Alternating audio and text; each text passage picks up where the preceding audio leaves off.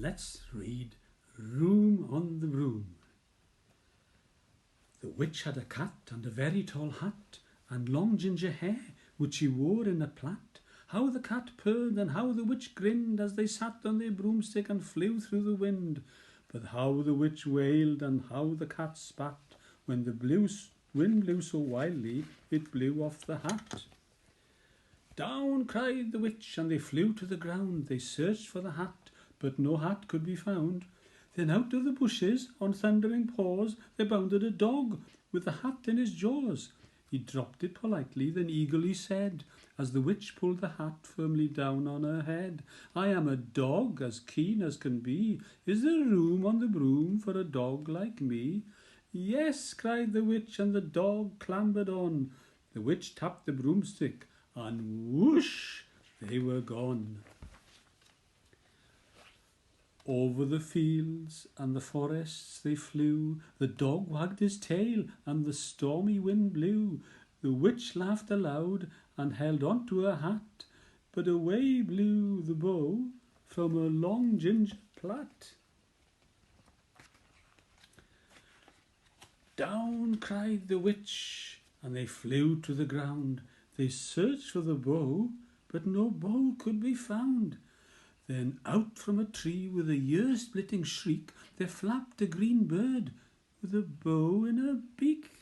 She dropped it politely and bent her head low, then said to the witch, as the witch tied a plait in a bow, "I am a bird as green as can be. Is there room on the broom for a bird like me?"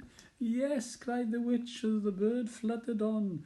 The witch tapped the broomstick, and whoosh, they were gone. Over the reeds and the rivers they flew. The birds shrieked with glee, and the stormy wind blew. They shot through the sky to the back of beyond. The witch clutched her bow, but let go of her wand. Down cried the witch, and they flew to the ground. They searched for the wand, but no wand could be found. Then all of a sudden, from out of a pond, leapt a dripping wet frog with a dripping wet wand. He dropped it politely, then said with a croak, as the witch dried the wand on a fold of her cloak, "I am a frog as clean as can be. Is there room on the broom for a frog like me?" "Yes," said the witch, so the frog bounded on. The witch tapped the broomstick, and whoosh, they were gone. Over the moors and the mountains they flew. The frog jumped for joy, and the broom snapped in two. Down fell the cat and the dog and the frog. Down they went tumbling into a bog. The witch's half broomstick flew into a cloud, and the witch heard a roar that was scary and loud.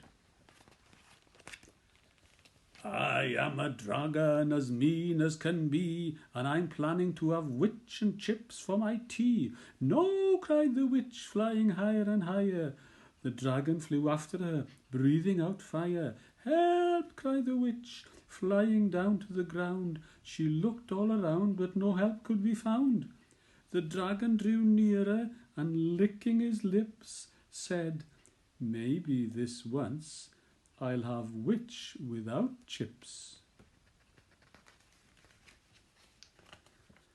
But just as he planned to begin on his feast, from out of a ditch rose a horrible beast. It was tall, dark and sticky, and feathered and furred. It had 4 frightful heads, it had wings like a bird, and its terrible voice when it started to speak was a yowl and a growl and a croak and a shriek. It dripped and it squelched as it strode from the ditch, and it said to the dragon, "Buzz off, that's my witch." The dragon drew back and he started to shake. "I'm sorry," he spluttered, "I made a mistake. It's nice to have met you, but now I must fly." And he spread out his wings and was off through the sky.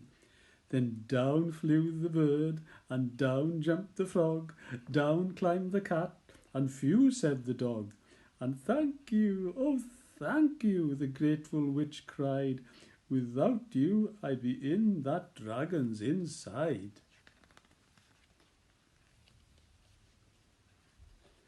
Then she filled up her cauldron and said with a grin, "Find something, everyone, throw something in." So the frog found a lily, the cat found a corn, the bird found a twig, and the dog found a bone. They threw them all in, and the witch stirred them well, and while she was stirring, she muttered a spell. Iggity, ziggity, zaggity, zoom. Then out rose a truly magnificent broom, with seats for the witch and the cat and the dog,